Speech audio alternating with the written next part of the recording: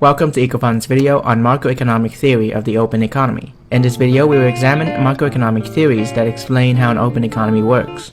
First, let's examine the market for loanable funds, where all savers go to this market to deposit their saving, and all borrowers go to this market to get their loans. In this market, there's only one interest rate, which is both the return to saving and the cost of borrowing. To understand the market for loanable funds in an open economy, let's take a look at the following formula. Saving would equal domestic investment plus net capital outflow. Whenever a nation saves $1 of its income, it can use that dollar to finance the purchase of domestic capital, or to finance the purchase of an asset abroad. The supply of loanable funds comes from national savings. The demand for loanable funds comes from domestic investment and net capital outflow. So the demand for loanable funds can also equal investment plus net capital outflow. Because net capital outflow can either be positive or negative, when NCO is larger than zero, the country is experiencing a net outflow of capital. The net purchase of capital overseas adds to the demand of domestically generated loanable funds. When NCO is lower than zero, the country is experiencing a net inflow of capital. The capital resources coming from abroad reduce the demand for domestically generated loanable funds. Consider two mutual funds, one in the United States and the other in Germany, and you're trying to decide whether to buy a US or German government bond. Mutual fund manager would make this decision by comparing the real interest rates in the United States and Germany. When the real interest rate in the United States rises, the US bond becomes more appealing to both mutual funds. As a result, an increase in the real interest rate in the United States discourages Americans from purchasing overseas assets, while encouraging foreigners to purchase US assets. The concept can be visualized through examining the graph.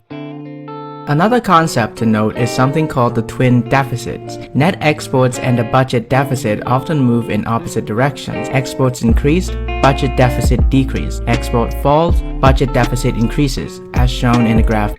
A budget deficit can have the following effect. National saving falls, the real interest rate rises, domestic investment and net capital outflow both falls, the real exchange rate depreciates, net exports fall, or the trade deficit increases. What about the connection between interest rates and exchange rates? Anything that increases R, real interest rates, will reduce NCO and the supply of dollars in the foreign exchange market. As a result, the real exchange rates appreciate.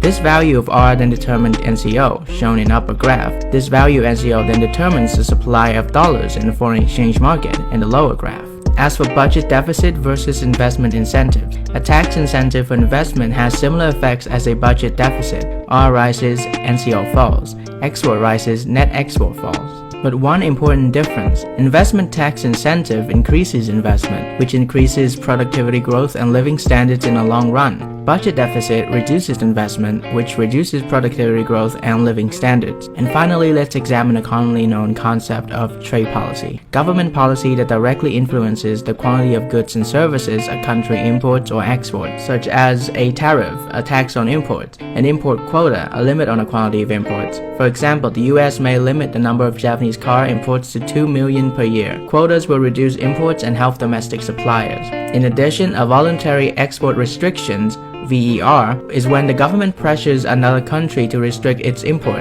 essentially the same as an import quota. One of the more famous examples of VER is the restriction on the number of cars exported to the US market by Japanese car manufacturers in 1981. Under pressure from the US government, Japan had to limit the number of cars exported to this market to no more than 1.68 million units a year. This norm was raised to 1.85 million units in 1984. In summary, two markets are central to the market economics of open economies. The market for loanable funds is where the real interest rate adjusts to balance the supply of loanable funds and the demand for loanable funds. The market for foreign currency exchange is where the real exchange rate adjusts to balance the supply of dollars and the demand for dollars. And NCO connects these two markets. A trade restriction increases net exports for any given exchange rate and therefore increases the demand for dollars in the market for foreign currency exchange. The dollar appreciates in value, making domestic goods more expensive relative to foreign goods. This appreciation offsets the initial impact of the trade restriction on net exports. A policy that reduces national savings, such as a government budget deficit, reduces the supply of loanable funds and drives up the interest rate. The higher interest rate reduces net capital outflow, which reduces the supply of dollars in the market for foreign currency exchange.